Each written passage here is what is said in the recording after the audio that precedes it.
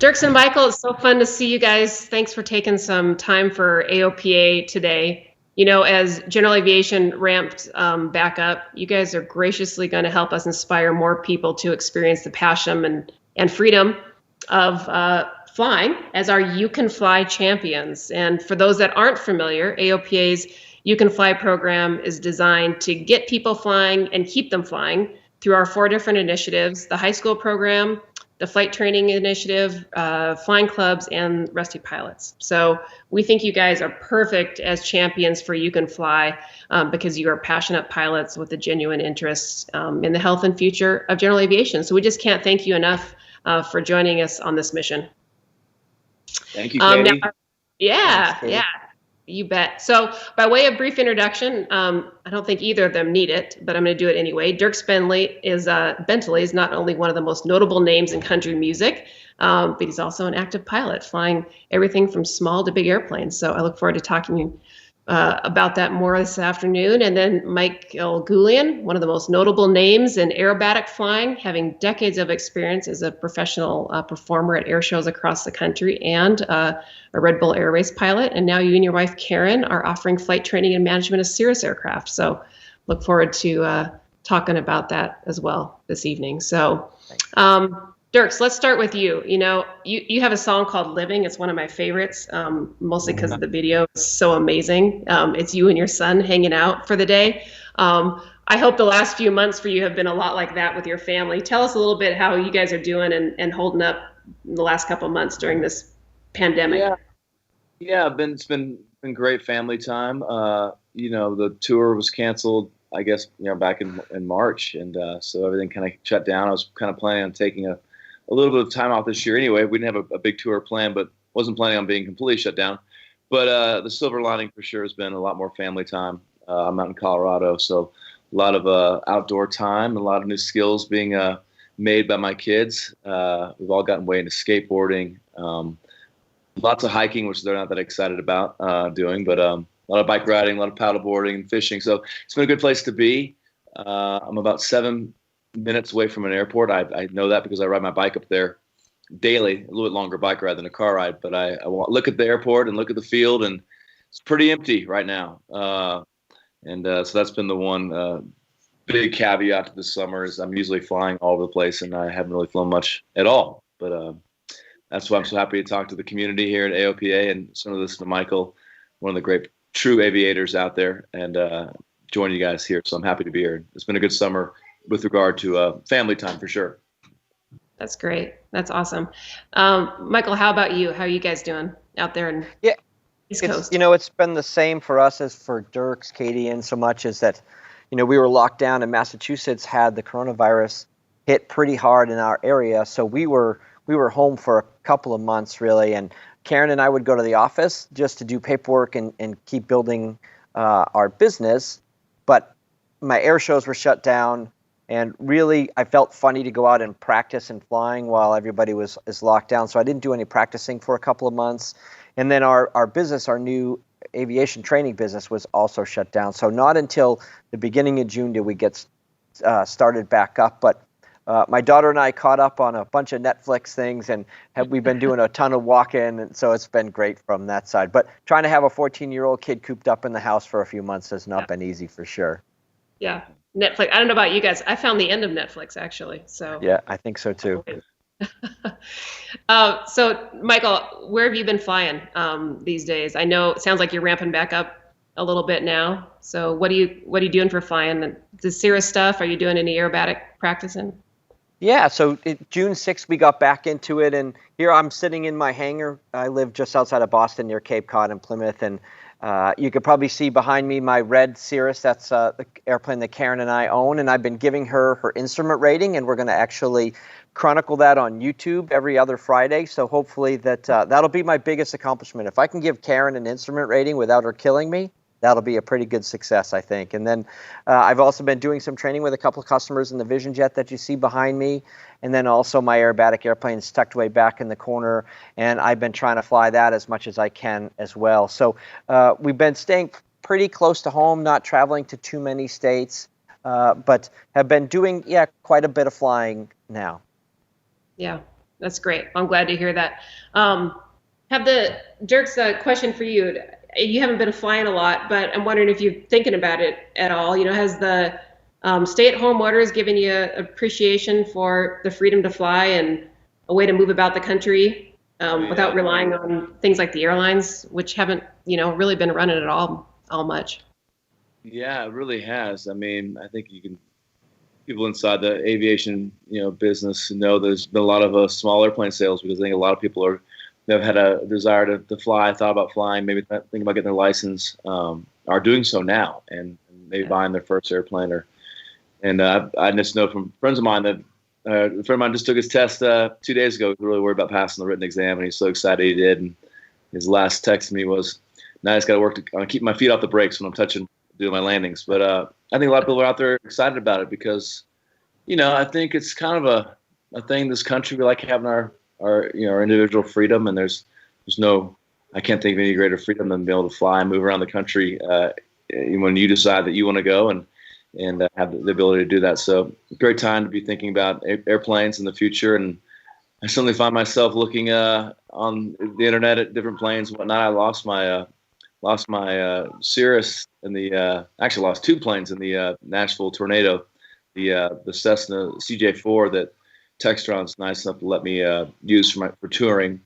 And the plane that I own was the SR-22 Turbo that was tossed about 300 yards and just totally destroyed. So luckily I have a little bit of insurance money, so I've been out there kind of checking some stuff out. Todd Simmons came down from Cirrus, and I took the Vision Jet for a ride with him. It was a great ride, and I'm always in touch with everyone at Cessna, at Textron about just looking at some other options for personal use, because I love having the big iron, the jet, to get from show to show, but it's really more of a time machine, and I'll never do what Michael does, but it is nice to hold the stick a little bit longer in your hand in the smaller plane and not be so reliant on autopilot.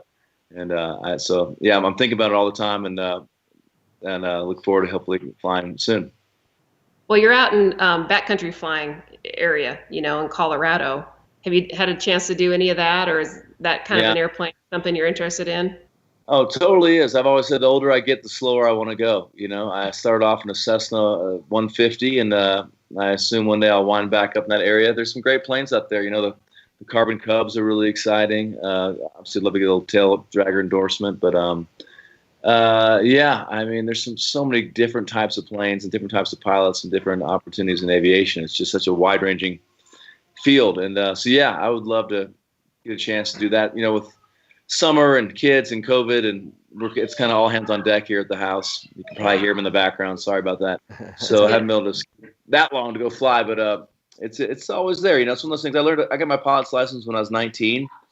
I started flying when I was 19. I got my license due to time and money. It was 21 by the time I actually got the license. But, there's been periods in my life where I haven't flown for a long period of time. That's what's great about the Rusty Pilot program. There's I'm in that back and go to flight safety before I fly the CJ4 again. It's been that long, but there's so many different. It's just such a great thing to be a part of, and it comes and goes. Right now, I'm on a little bit of a wait time, but it just makes the longing is greater now because I've been away from it for a couple months, and I can't wait to get back out there. That's for sure. Yeah, the variety is one of the best things about general aviation. You can go fast or slow and everything in between. Michael, go ahead.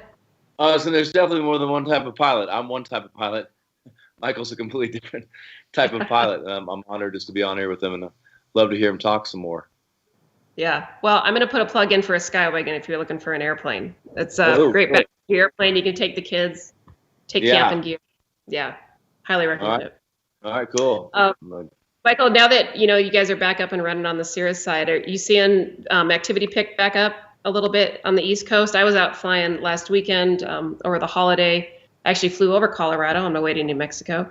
And I was excited to see the activity out there. And, just anecdotally, I've had a couple of friends just buy airplanes in the last couple of weeks, and things seem to be just kind of moving and going. I'm hoping it's because people kind of recognize general aviation as something you can do during a time like this. And it does offer that freedom to fly. What are you seeing out there, Michael? Yeah, absolutely, Katie. I think that's exactly right. When we started back in early June. You'd fly over New York or Washington, D.C., and there was nobody on the frequency. And now it's just like it never stopped. You can't get a word in edgewise. Everybody's flying. And at our business here, we're getting inquiries on learning how to fly from all over New England, which is great. I'm happy to see that. I think people are equating a weak economy with the COVID and not so much the economy itself, because people seem like they're interested in buying airplanes and learning how to fly. And it's just been really fantastic. But Dirk says lots of nice things about my flying, but the truth be told is I'm a one-trick pony. All I can do is fly. I can't play guitar or sing or anything like that. So I'm not very multi-talented. I'm single-talented, and because my dad was a pilot, I guess that's how I got that. But we are having fun here anyway, for sure. Yeah. So Dirk told us a little bit about how he got started flying, and yours was a family affair. So tell us a little bit about that. Yeah, it was. So my dad had a flight school that he started in 1964. But I tell everybody, and the truth of the matter is, I was a hockey player growing up, right? And when you're from Boston or Minnesota in that area in Wisconsin, you play hockey 24/7, 365. So even in the summer, I was going to hockey camps in July and August and everything else. And I didn't really even know what the family did for work. I'm like, okay, I know that we do something with airplanes, but I didn't know. And then when I was 14 years old, my dad, he came into my room, one of those, kicked the side of the bed, said, get up and you're going to learn what the family does for work and how to earn a living. And I'm like, what the heck? I have hockey practice at 2. And he's like, yep, but you're going to work until 12. So let's go. And he brought me to the airport and drove me to the hangar and introduced me to the mechanics and like, boys, this is Michael. Michael, this is the boys. Give him a broom, right? And so that's how I started in the maintenance hangar. And I was abused by those guys, I think, for an entire summer of changing oil and washing bugs and doing everything. But I fell in love with the whole aviation theme. And it was something that I realized that summer that I wanted to do what my dad did and what my family did in the business. And I've been lucky that I've been pretty successful and able to earn a living at it, especially aerobatic flying, because not many people are able to earn a living and support your family. As some of my friends would say, a little toy airplane like that. But it's been giving me great joy and friendships around the world. So, just lucky to have been given all the great things that aviation has done for me. Yeah, you guys both have great stories. So from the flight training side, what would you tell the person that, wants to take to the skies today? Is this a good time to learn to fly? What are you telling people, Michael, that are asking you about it or coming to your doors? It is. I think, the technology and equipment has changed so quickly.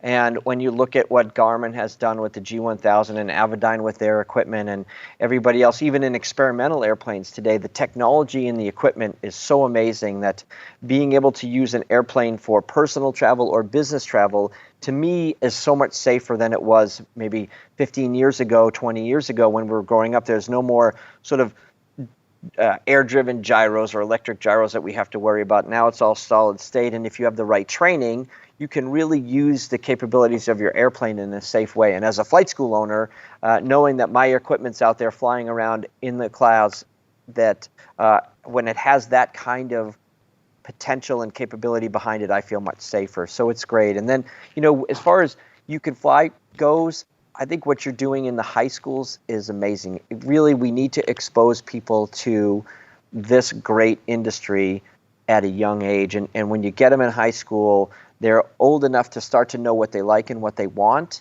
And to expose them to that at that point, I think is fantastic. So when I think about You Can Fly, I think about the great high school stuff that you guys are doing. Thank you. Yeah, that's a great program. We continue to have schools and interest in that even today, which is super exciting.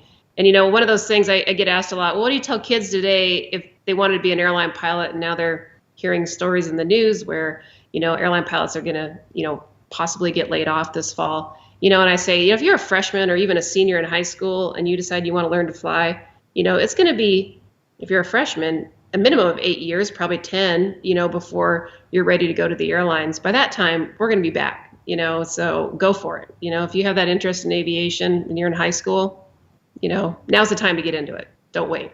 So now with that said, let's shift to one of the primary reasons why you guys are here and we're together this evening. You've both been announced as AOPA You Can Fly champions. Dirks, what does that mean to you? Oh, Well, I mean, I feel very humbled by even being in the same group as so many of these great aviators out there. But I'm a big champion of aviation and what it allows you to do. And I think I do represent a large part of the population that has to travel for work. I really consider myself to be a traveling salesman. I'm selling music, but I'm on the road. I'm just like every other guy out there, girl out there doing that, parent out there doing that. I'm trying to cut the corners off the travel as much as possible to have more time at home. And so if I can shed a little light on my career, my traveling can shed light on what is possible in aviation as far as quality time and quantity of time goes with your family. I'm like I represent a demographic for that. So it's a huge honor. And been a big fan of AOPA from the very beginning. I mean, I remember putting the AOPA sticker on my truck, before I even had my pilot's license. It was just a cool thing to have those wings in the back of the truck. So it's a big honor. It's kind of a full circle moment for sure, and I'm very, very appreciative of it. Oh, awesome. We're so happy to have you. How about you, Michael? For me, Katie, it's a huge honor because I feel like, unlike Dirks, who uses aviation to really enable his business, aviation is my business. And so it's a difficult business to make a living in, but it is just such a satisfying business to do that. And I've been lucky that aviation has been good to me. And so when I retire, I want people to say, Michael was a good guy, but more than that, he contributed to the betterment of aviation, and he exposed more people to it. And I think when I look at our flight school, why are we doing it? It's not to make a huge living. It's really to expose more people to aviation. And, my dad was a FAA examiner, and he gave flight certificates to hundreds and hundreds and hundreds of people. And even today, my dad's passed away for 20 years. People come up to me at an air show and say, your dad gave me my instrument rating in 1979, and I just retired from Delta on a 777 2 years ago, and because of your dad, I got there. And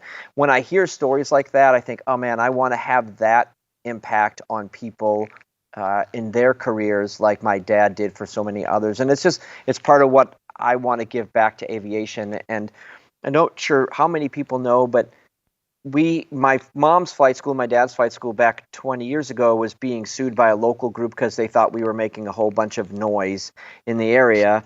And it was one of these things, it was a crazy lawsuit by people, and it would have put our company out of business. And AOPA supported us in this fight because it was trying to take away the freedoms of all of aviation and just not us. And so I'm indebted to AOPA forever for what they did, because they came as just being a member and seeing what was happening in our local area, and they came and they did what was right for not only my mom's business, but for all of general aviation. And that's what I think about when AOPA is out there fighting for our rights to make sure we can continue and to enjoy the freedoms of flying like we have in this country. Oh, that's awesome. And we thank you for giving back. It's the associations, AOPA, EA, the others. It's so important that people stay active and engaged in these associations, and because they really are working to make sure that we can fly and that our children have that opportunity as well later on down the road. So Absolutely. It's really cool. Yeah. Hey, Dirks, you mentioned the Rusty Pilots program, which is actually one of my favorite programs. I was a Rusty pilot. I flew for the airlines for a while, and when I got back into GA, I felt rusty. I had to go back and teach myself again how to fly VFR and fly small airplanes again without getting violated. So tell me a little bit about your Rusty Pilot story. And, you started flying and then you kind of fell out of it for a little while and getting back into it. What was that like? So I really, it's just nice having a mission in when you're flying. And I had a mission to get my pilot's license. My mom had flown a little bit in her previous marriage, and I'd taken a lesson. A teacher at our school had auctioned off a $25 flight, and so I took my first flight in a little 152, and I was 13. I just kind of had the bug, and always liked planes, and so I started working my pilot's license when I moved to Nashville alongside my music career. And like I said, just with time, money, weather, maintenance, it took 3 years to get the license, but I got it. And then if you look at my logbook, it just, it's like flying every day to get the license. In there, it's really intense. Then it's twice a week, and then it's once a week, and then it's a couple times a month, and it just falls off sadly because I didn't have a mission anymore, and I didn't really have the money, and I didn't have anything to work towards, and I was also going to school and trying to be a country singer.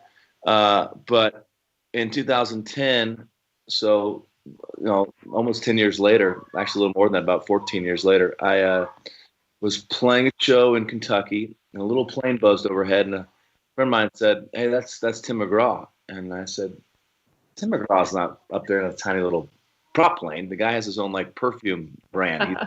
He's flying around in jets. I promise you, he's not flying around in a prop plane."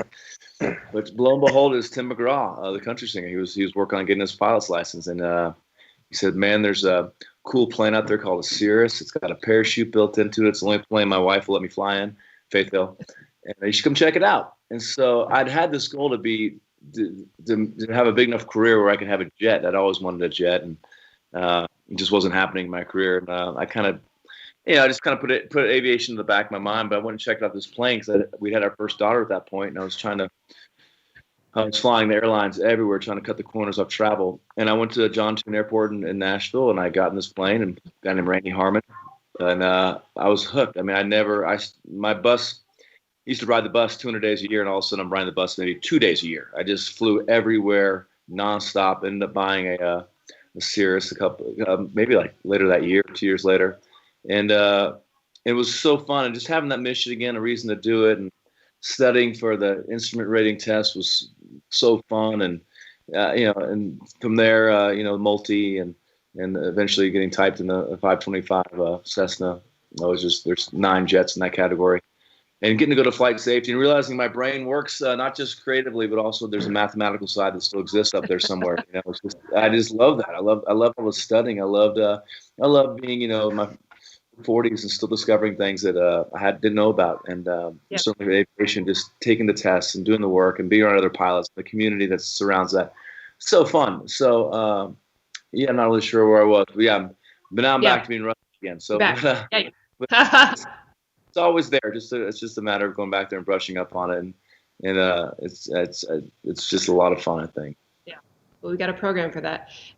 You mentioned flight safety and getting in simulators. People have a love-hate relationship with sim training generally. They either love it or hate it. You sounds like you are somebody that really enjoys that kind of challenge. Oh man, it's so fun. It's just I think for me, it's like playing music for a living. When I'm not on stage doing it, I'm not constantly playing guitar at home and stuff like that. And I think for some professional pilots, when they go to flight safety, it's part of their job. For me, going to flight safety or going to True or any of the great programs out there, it's like I feel like I'm going to aviation fantasy camp. I get to be around real pilots, and I'm drinking the lobby coffee and getting into the sim and just getting disoriented between night and day because always the same lighting in there. In the hallways in the sim. But I love the sim. I think it's like it's unbelievable to get a simulator, just how to experience these situations and they hopefully never experience in real life and train for them. And just like anything, trying to get better at what you do. And so, I'm all about the training. I think the training's like anything. The actual true reward of all of it. Yeah. No, it's great. Glad you love it. It's so important, and we hope every pilot would embrace and have the same attitude about flight training that you do, and staying current and doing those flight reviews more than just every, twice a year, right? Going to the simulator as often as possible. It's really important, especially if you're flying your family around and, your band and all that other good stuff. It's about community with anything you're doing. Here in Colorado, where I'm right now, there's a great skateboard community. It's not just about the skateboarding or about the ramps. It's about the people. And it's about this great community. And AOPA has created this unbelievable community and message boards and way to contact other pilots with questions. And that's, I would tell anybody, awesome being a pilot, but there's nothing fun about doing it all by yourself. That's the part of getting into this whole thing is, you see another guy that's a pilot, another girl that's a pilot, you have this instant bond. And, certainly in today's world, especially with what's going on right now, through AOPA and get on the internet, you can just connect with so many other pilots out there and just experience just the fun of that as well as the training. Yeah, that's awesome. So Michael, we've been talking about jets, and I know that you've been recently type rated in the Cirrus Vision jet. Tell us a little bit about that. How do you like that airplane? Yeah, I love it. It's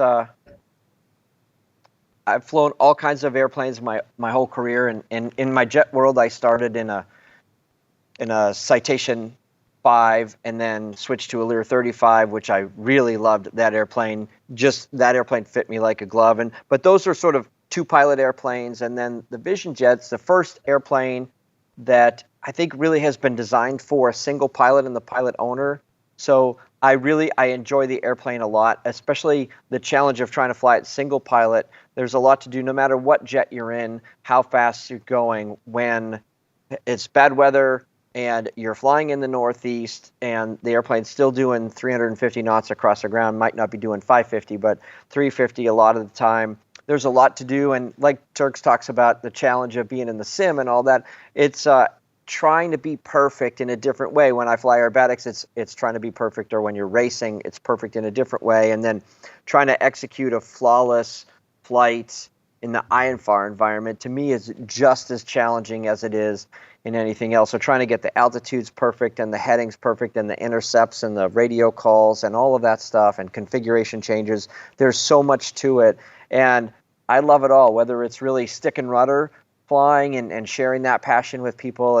As Dirks was saying, a friend of ours, Todd Simmons, I took him up on our 2-seat extra the other day and showed him a side of flying that he had not seen before and just loved it. And then now training some people that came from an SR Cirrus into the jet, and it's a different world. It's sort of when you say when you get out of the piston and into the jet, you put on your professional pilot hat and you have to think like a professional pilot. And so it's been fun to try to bring those guys up to that standard of professional pilot flying in the jet as well.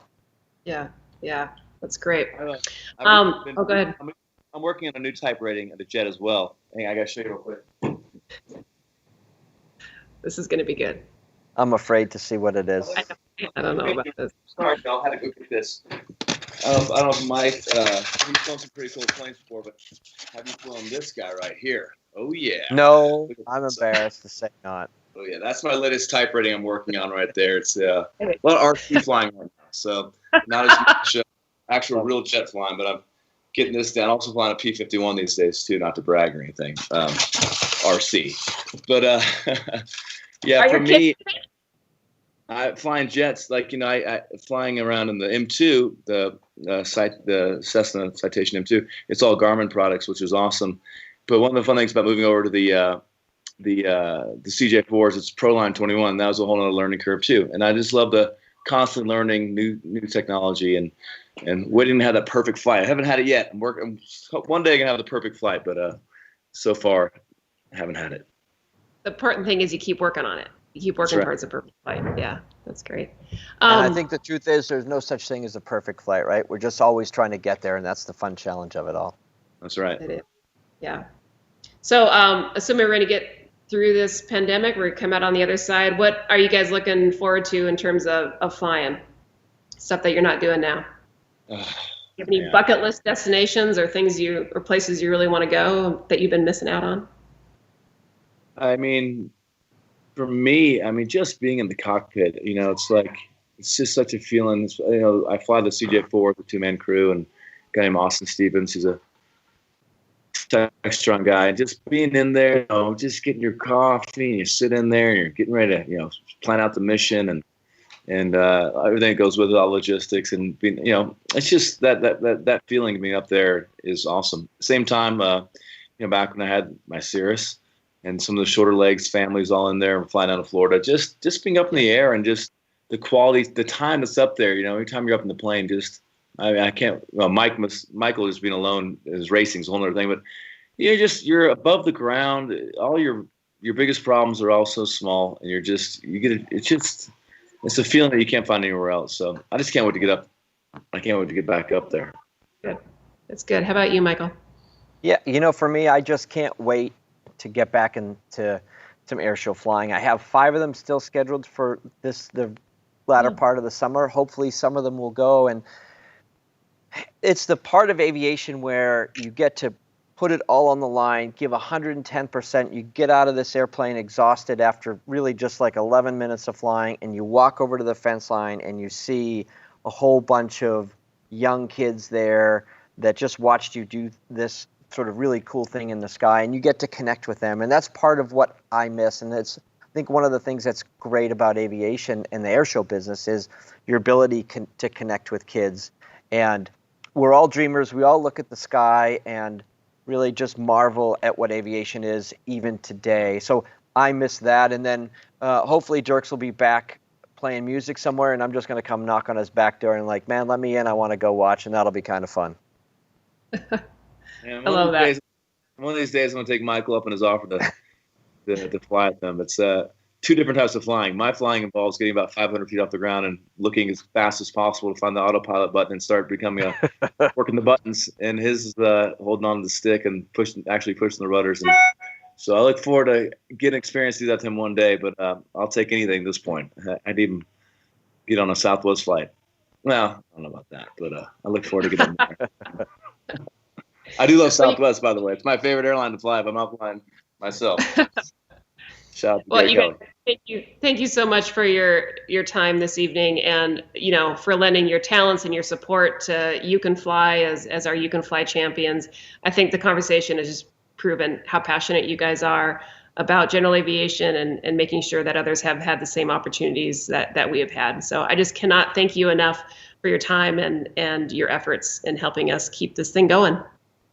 Thank you for all you guys do. Seriously, everyone in aviation is indebted to AOPA and the hard, tireless work behind the scenes you guys do with our government and legislation, as well as just the community you've created for all of us. So thank you, Katie. Appreciate it.